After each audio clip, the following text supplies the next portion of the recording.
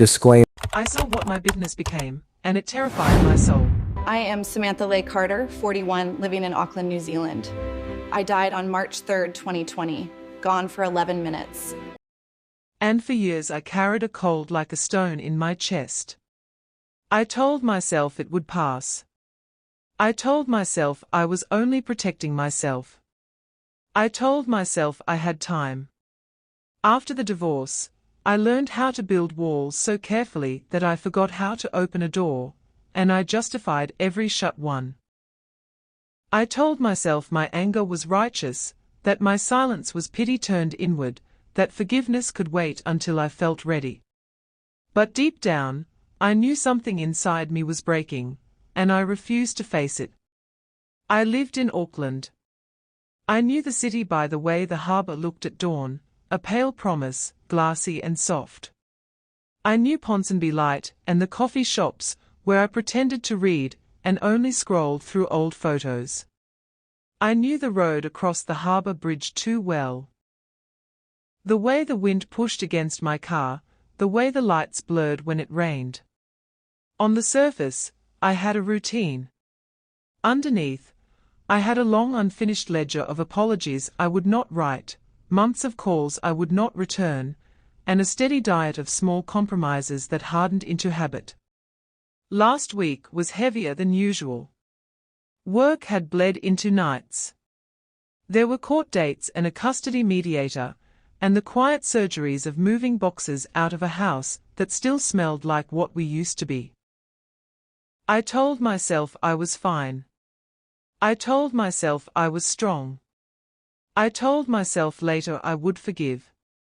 But on that night, driving home from the office, I felt the first real unease, like a warning light flickering on the dash.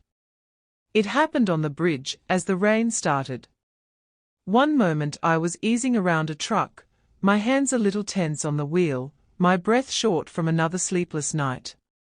The next moment a pain like glass spread behind my eyes. My vision tunneled. The radio became a distant hum. The steering wheel slipped from my fingers, as if the car and I were strangers. Rain tapped the windshield in a steady, mocking rhythm. I tried to reach for the phone. My fingers would not cooperate. I tried to call for help. My mouth made the sound of a scream, but no air moved from my lungs. And then my world shifted. I remember a thin brightness on the edge of my sight, and then nothing, not blackness exactly, but a thick silence. The car kept moving forward. Glass kissed concrete. Metal complained. Time folded weirdly, minutes stretched like taffy and then snapped. In that break, everything slowed and then stopped.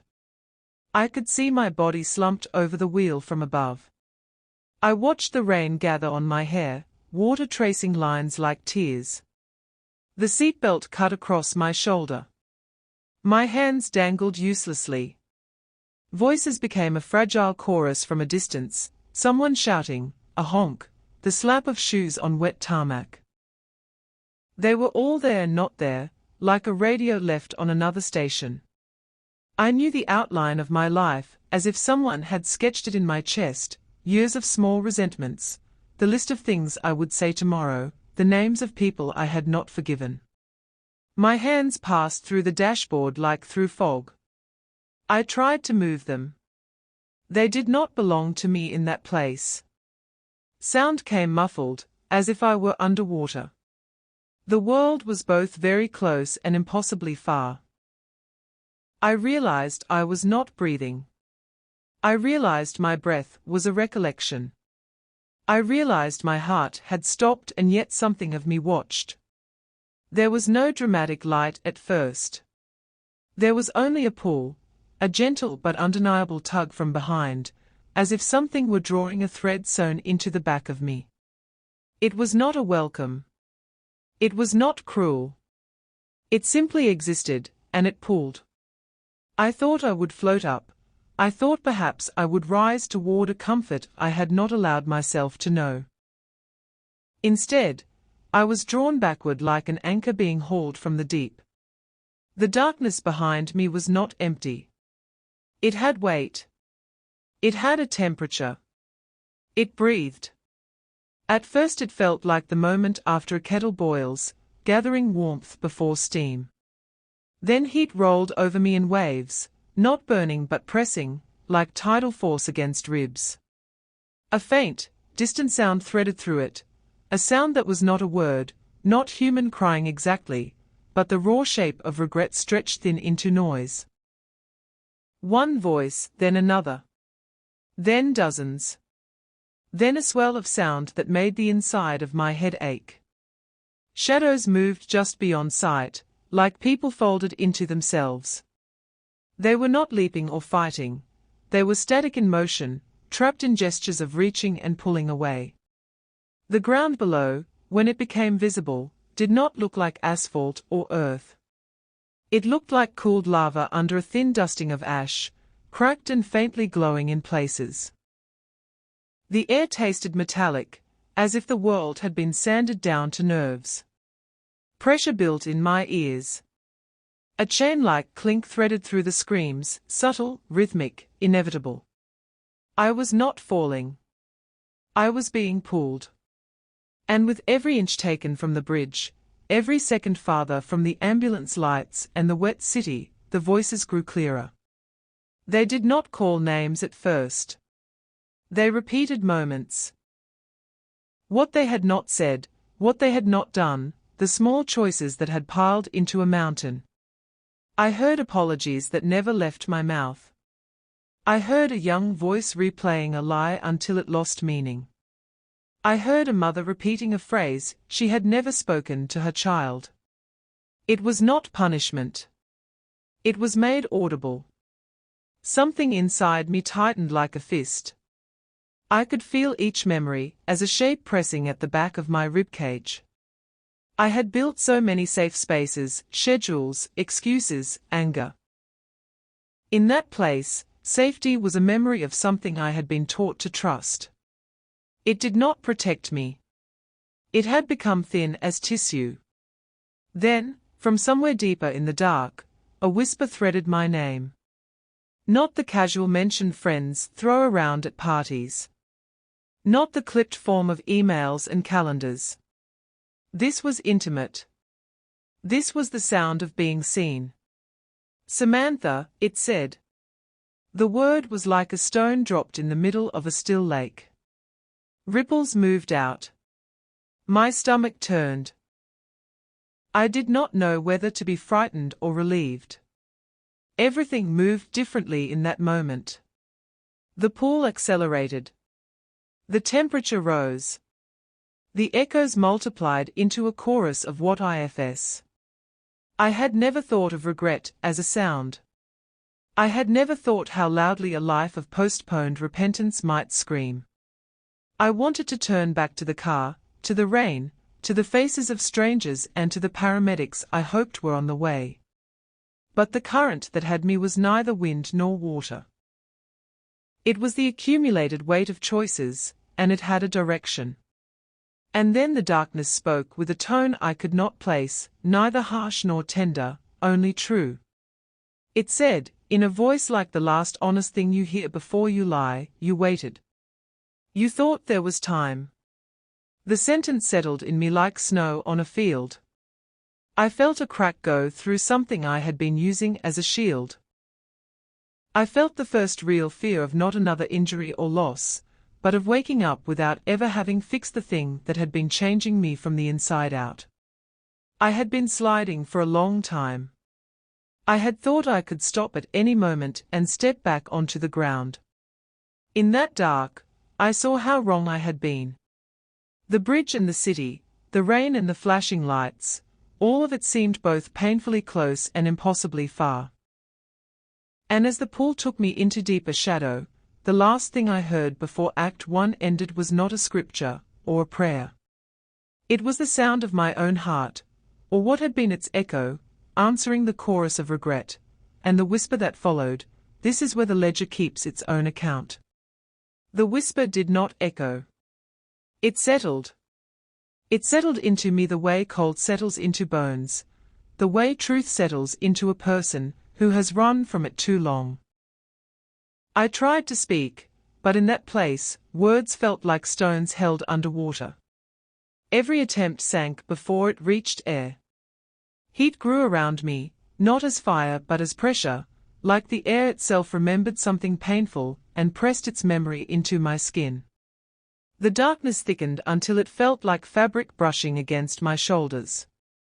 And then, without movement, without walking, without falling, I was simply there. The ground beneath me looked like molten stone cooled and cracked by time. Black glass veined with glowing red seams. Smoke curled upward as if the earth exhaled regret. The deeper I breathed, the heavier my chest felt. Not physical weight, spiritual weight. The weight of every postponed conviction, every apology I never made, every time I said later, but meant never. The screams were not loud. That surprised me. In all the images I had imagined of hell, I expected a riot of noise, chaos, terror.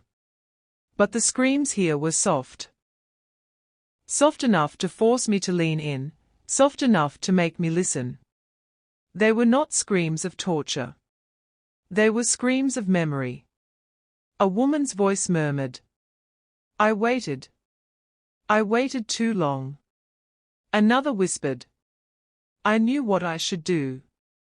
I just never did it. A man repeated a single phrase over and over. Tomorrow, tomorrow, tomorrow. Each voice tugged at something familiar in me, not because I knew them, but because I had spoken every one of those excuses in my own soul. The air trembled. Then I felt it, a presence beside me. Not a body. Not a figure. A truth. It did not approach, it simply was. It felt like standing next to a mirror that reflected not your face, but your inner life. The presence spoke, not to my ears, not into the air, but straight into the center of my soul. This is the end of unhealed regret. The words split through me like lightning. I felt exposed, peeled open, unable to hide behind my practiced calm or polite silence. My chest tightened. I wanted to step back, but there was no ground behind me, only the sense that if I moved, I would fall into a memory of my own making. The presence continued, each word carrying weight. Secrets become chains. Bitterness becomes a prison. Forgiveness withheld becomes a wound that grows in eternity. I felt something inside me tremble. My first instinct was to explain myself.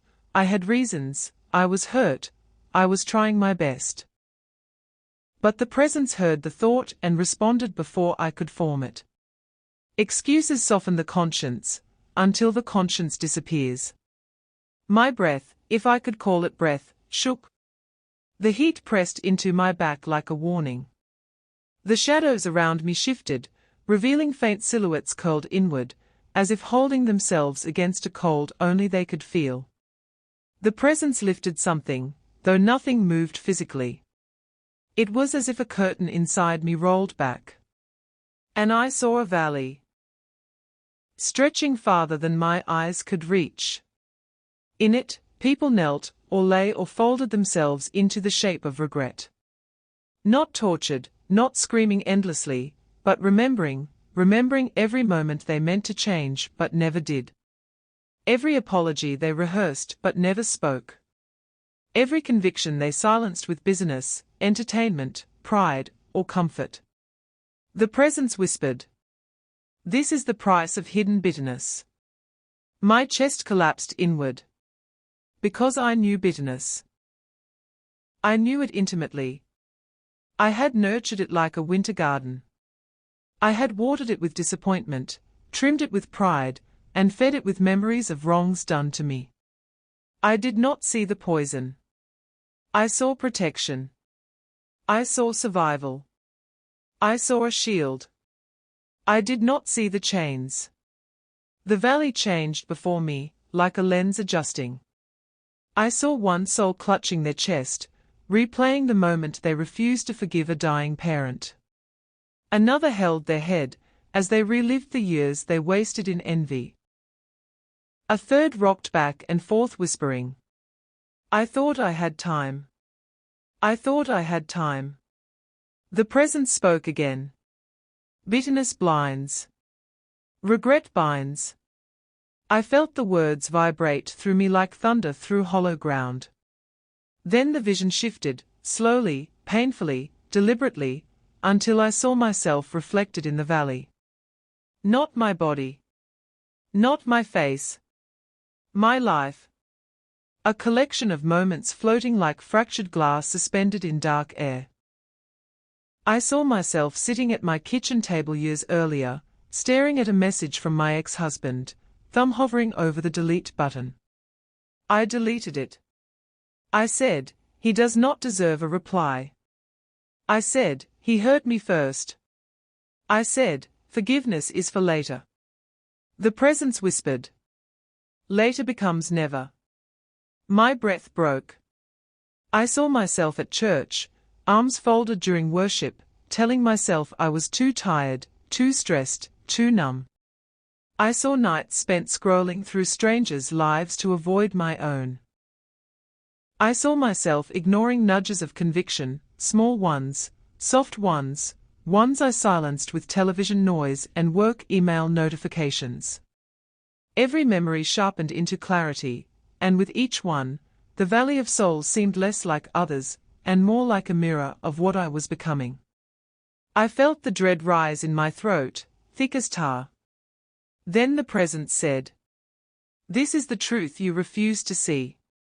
A sound escaped me. Not quite a sob, not quite a scream, something rawer, something stripped of pride.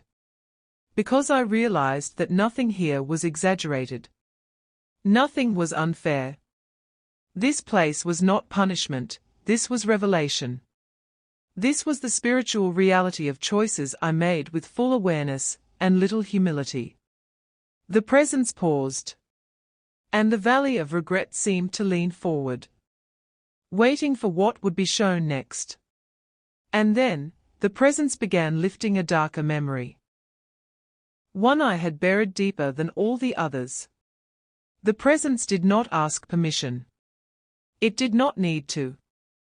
Whatever held my memories knew the ones I feared most, and it reached for the deepest one with the gentlest, most merciless precision.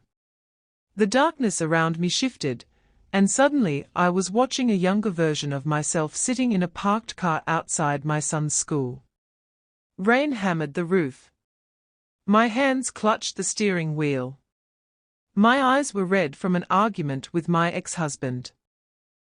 One of our last ones before the divorce became final. He had asked for forgiveness. Not with charm. Not with manipulation. Not to win me back. Just honest. Just broken. Just desperate. And I, hardened. I remembered that moment too well. I remembered thinking, "He does not deserve my grace." And I heard myself say the words now, echoing through the memory. "You ruined everything. I am done with you." The presence spoke, not angrily, not harshly, but like a surgeon revealing a hidden wound. "You held bitterness as justice." My mouth opened in the darkness, but no air came out. Because I knew. I knew I had fed my pain until it grew teeth. The memory sharpened further. I watched myself slam the car door and walk into the school with a smile plastered on my face, pretending everything was fine, pretending I was the strong one, pretending I was protecting my child, when in reality, I was poisoning every part of my soul with revenge disguised as healing. The presence pierced through the memory. Bitterness becomes identity when forgiveness is delayed. The valley around me trembled. Some silhouettes turned their heads as if they recognized the sentence, as if they once lived it too. My chest tightened. Tears, if they could be called tears, rose from some place inside me that no longer belonged to the physical world. My spirit shook with a grief I had ignored in life. Then the presence peeled back another layer. A dinner table. My parents' voices. Their soft attempt at reconciliation after years of silence. I remembered the way I looked at them, apathetic, ice-cold, dismissive. I told myself their mistakes were too big to forgive. I told myself I did not owe them a relationship. I told myself forgiveness was a gift I could withhold without consequence. Family is complicated, I whispered in the memory. But the presence replied, here in the realm of regret. Family is where many lose eternity. Because pride feels safer than healing. A sound escaped me that felt ancient, something between a sob and the cracking of stone. Because I saw myself clearly. A woman who hid behind politeness at work, behind independence at home, behind self-righteousness in private. A woman who held grudges like trophies. A woman who mistook pain for strength. The presence continued showing me scenes, rapid, piercing, impossible to escape. Conversations where I said it is fine, but my heart seethed. Nights where conviction tapped gently on my spirit, and I shut it out with Netflix and noise. Sundays where I sat in church physically, but lived far from God emotionally. Prayers I whispered only when I wanted comfort, but ignored when they required change. Each memory carried weight. Not guilt, truth. Pure. Undiluted. Unfiltered truth. The presence whispered again. This is the destruction of spiritual laziness. My breath broke.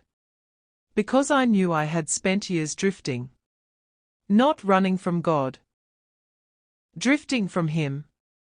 Quietly. Slowly. Comfortably. And now, here I was in the place where drift becomes destination. The valley shifted once more, and this time the presence showed me not my past, but my effects, the echo of my choices rippling outward. I saw my son, years older, learning resentment from my silence. Learning coldness from my tone. Learning to shut down instead of heal. I saw my sister pulling away slowly, tired of always reaching out first. I saw friendships withering because I waited for apologies before offering grace. Every echo hit me like a collision of worlds. The presence did not soften the truth. It delivered it with holy clarity. Your bitterness taught others how to guard their wounds instead of mend them. Your silence became inheritance. Your delay became a doorway for darkness. A scream tore through the valley, not mine, not theirs, but all of ours. A collective, aching wail formed from thousands of people who recognized themselves in the same warnings. The darkness pulsed with it. The presence spoke again. Hell is not filled with monsters. It is filled with people who lived in almost, people who almost forgave, almost changed, almost humbled themselves. I fell to my knees, not because the ground demanded it, but because the truth buckled every part of me. I felt myself unravel. I felt regret licking the edges of my soul like cold fire. I felt the weight of everything I had postponed. Then, the presence turned the mirror again. And I saw a memory I had buried deeper than all the others. It was not a fight. It was not a sin people could point to. It was something I believed was harmless. A night alone, scrolling through old messages, replaying every wound, feeding anger with little sparks of imagination. Not bitterness anymore, revenge fantasies. Small. Private. Ones I never spoke. Ones I thought did not matter. But there they were. Shaping me.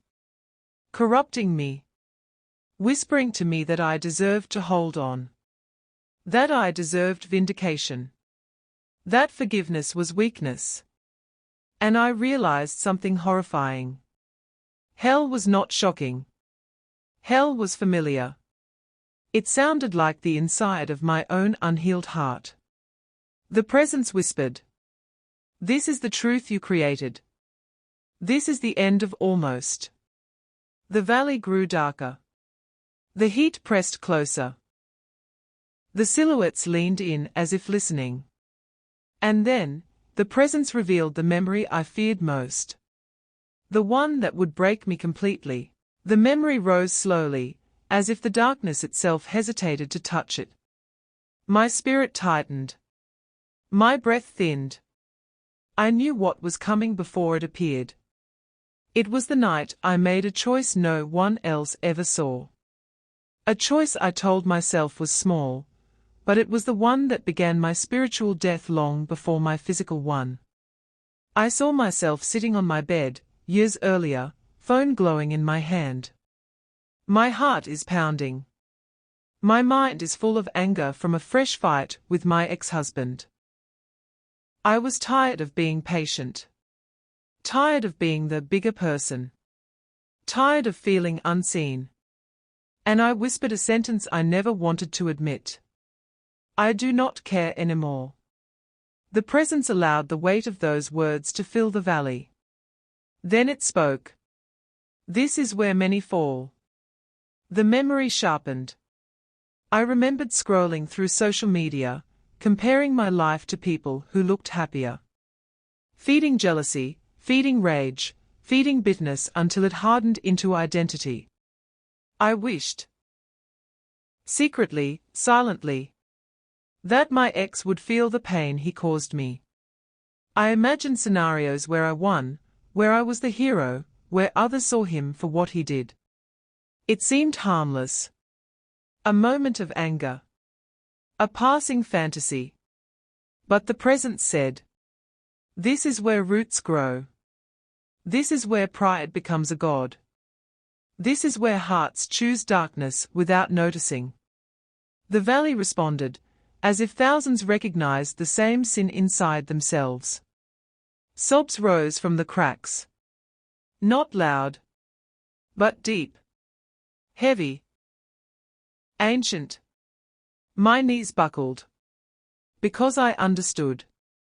Hell was not made from fire. Hell was made from the shape of your unrepented life.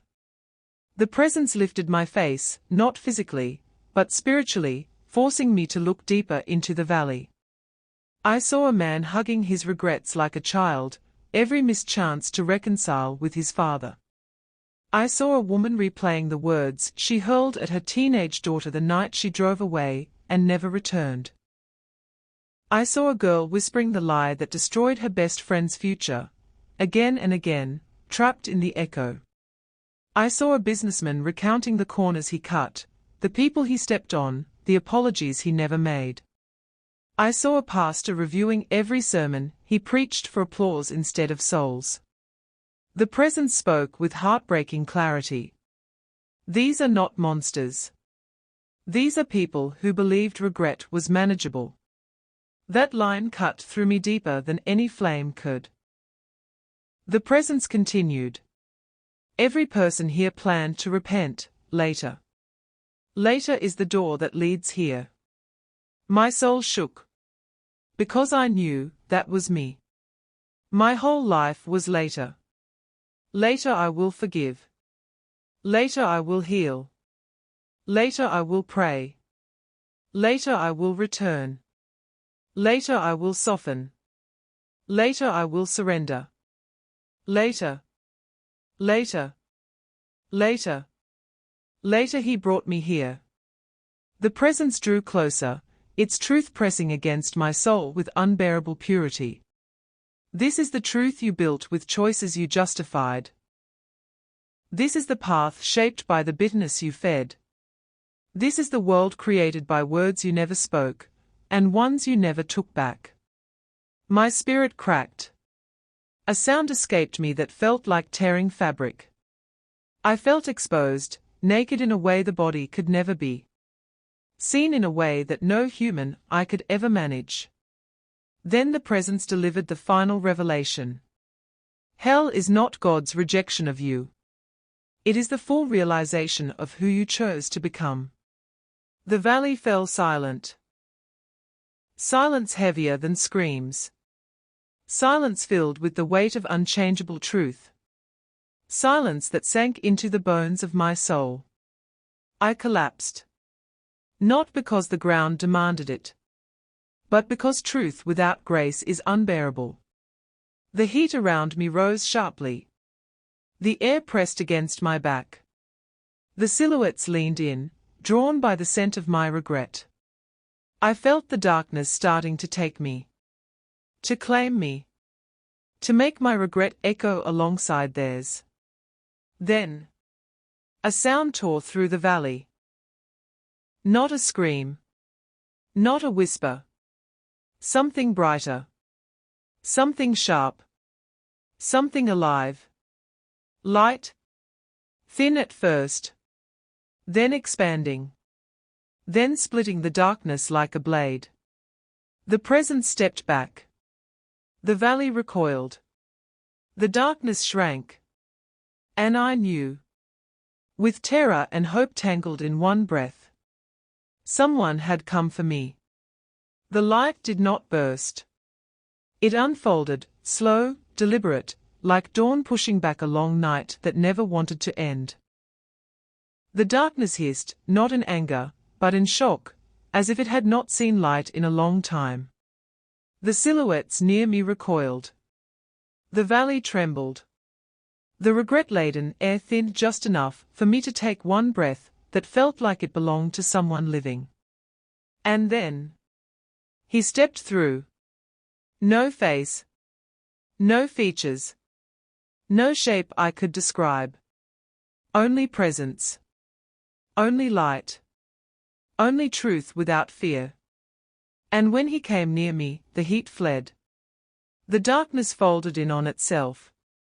My regrets stopped echoing. My knees buckled under a weight that was not heaviness, but holiness. I knew. I was standing in the presence of Jesus. Not the picture I grew up seeing in church halls. Not the gentle paintings in Sunday school books. This was him in a way the soul recognizes instantly. Without eyes. Without explanation. Without doubt. My whole being shook. He did not speak with lips. The sound came from everywhere at once, inside me, around me, through me. Your time is not finished. My spirit broke open. All my anger, all my excuses, all my hidden bitterness, everything inside me that had grown sharp, melted like wax under a flame. I felt stripped, hollow, exposed, yet held. Lord, I tried to speak, but my voice fractured like shattered glass. Only fragments came out. I did not know. I did not understand. Light moved around him like a warm wind. You refuse truth because truth requires surrender. His words struck a chord deeper than fear. Deeper than regret. Deep into the exact place where I had been protecting myself for years. I trembled. Because he was right. I had avoided truth because truth would have forced me to soften. To forgive. To let go. To face the damage I caused. To face the damage I carried. Jesus continued, not accusing, not condemning, simply unveiling. You hardened yourself to survive. But in your hardness, you drifted from life. I began to weep. Not with tears, but with something heavier, something the soul releases when it finally stops hiding. I am sorry, I whispered. Please, give me another chance. The valley listened. Every silhouette leaned toward the sound of repentance, something that no longer existed in their realm. Jesus stepped closer. You will warn them. A surge of emotion tore through me, fear, relief, awe, shame, gratitude, colliding together so violently my spirit felt like it might collapse. Then, with no warning, the light wrapped around me. Not gently. Not softly. It seized me. A force pulled me upward with violent speed, yanking me out of the valley, out of the heat, out of regret. Darkness shattered like glass around me. The screams faded. The pressure lifted. Wind roared past me, like I was being thrust upward through layers of reality. I felt my spirit slam into something. A boundary. A barrier. The thin veil between realms. And then my chest expanded. A breath, sharp, painful, electric, tore into my lungs. Air. Real air. I screamed. My body convulsed. Hands grabbed my shoulders. Stay with us. Stay with us, voices shouted. Fluorescent lights stabbed my eyes. Harbour Bridge loomed in my blurred vision. Rain fell on my face. Paramedics hovered over me with frantic urgency. She's back, she's coming back, stay with me, Samantha. I gasped. Not just for oxygen, but because I felt the weight of hell still clinging to my bones. I tried to lift my hand. It shook uncontrollably. I tried to speak. My voice cracked like broken stone. I saw. But the memory was too heavy. The truth was too raw. The warnings inside me were pounding against my ribs like they needed out. One paramedic leaned closer. Hope you are fine. Just breathe. You are safe now. Safe? The word felt too small. Safe felt like a fragile word for someone who had stood one step from eternal regret. The ambulance siren wailed. Lights flashed. People stared. But none of it mattered. Because I knew. Everything had changed. I could not return to who I was. The bitterness I once carried felt like poison just remembering it. The excuses I used to shield myself felt childish. The pride I wore like armor felt like rusted metal now falling off in pieces. I apologized to my ex-husband. Not because he asked. Not because he deserved it. But because forgiveness was no longer optional. It was survival. I called my parents. I called my sister. I called people I had ignored. I called people I had silently punished. Every phone call felt like pulling thorns out of my own skin. I repented, not in a whisper, not in a church pew, but in every part of my day.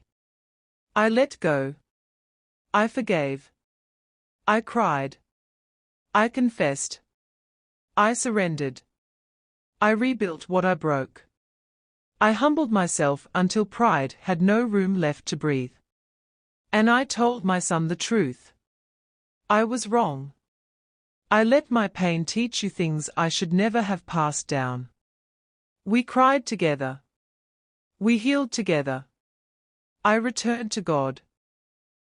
Not politely, not symbolically, but desperately, because I had seen what happens when a heart drifts a little too long. Every morning now, when I wake up, I feel the echo of that valley. Every night when I pray, I hear the screams of regret. It keeps me honest. It keeps me humble. It keeps me alive. If you are hearing this, it is not by accident. Do not wait to heal. Do not wait to forgive. Do not wait to surrender. Regret grows heavier in eternity. Tell me what you think you'd regret the most if you don't wake up tomorrow. Don't forget to stay connected by turning on the notification bell. There are more warnings people need to hear.